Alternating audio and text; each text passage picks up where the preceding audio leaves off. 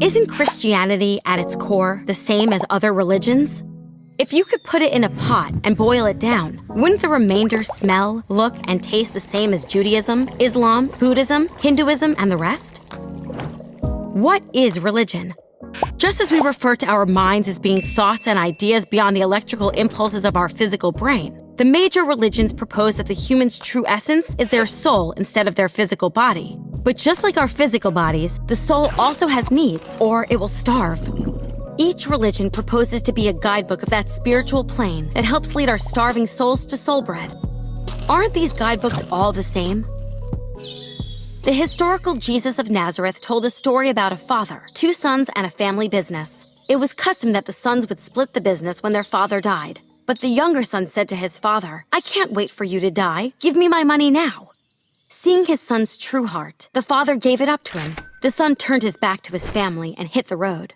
Far away, he partied like an animal, eating and drinking and paying prostitutes, until suddenly his pockets were empty. In desperation, he found a job feeding pigs.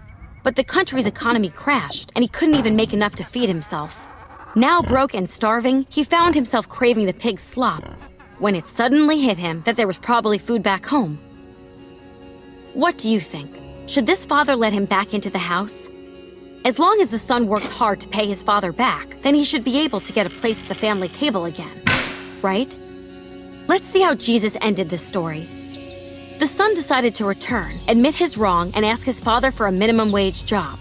But still a ways from home, his father spotted him and ran out to him and wrapped him in a bear hug. Remorseful, the son began his plea. "Dad, you shouldn't even call me your son anymore."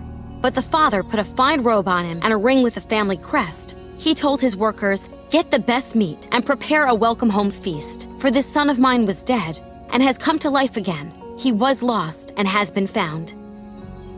Although Jesus told this as a story, he was actually presenting his view of the truth. In the story, the Father represents God. So is Jesus seriously teaching that God forgives selfish gluttons before they've repaid their wrongs against him and others?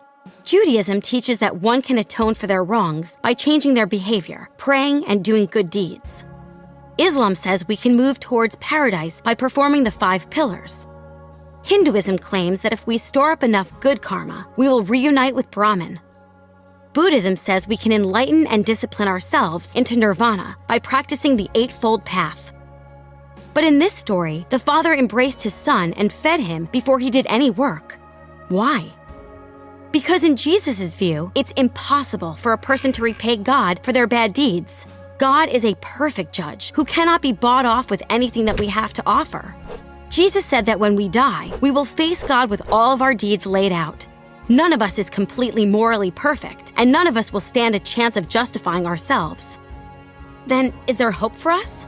Jesus believed so, and staked his life on it. He claimed to be God in human form who came to pay our moral debt with his innocent life, so that if anyone truly believed and surrendered to him, they would receive a full pardon from God and the power to change how they live. Other religions teach that our own self-sacrifice can pay our debt, but Jesus taught that only God's own self-sacrifice can pay our debt. All other religious founders claim to be guides to lead our starving souls to bread. Jesus claimed to be the bread our souls starve for.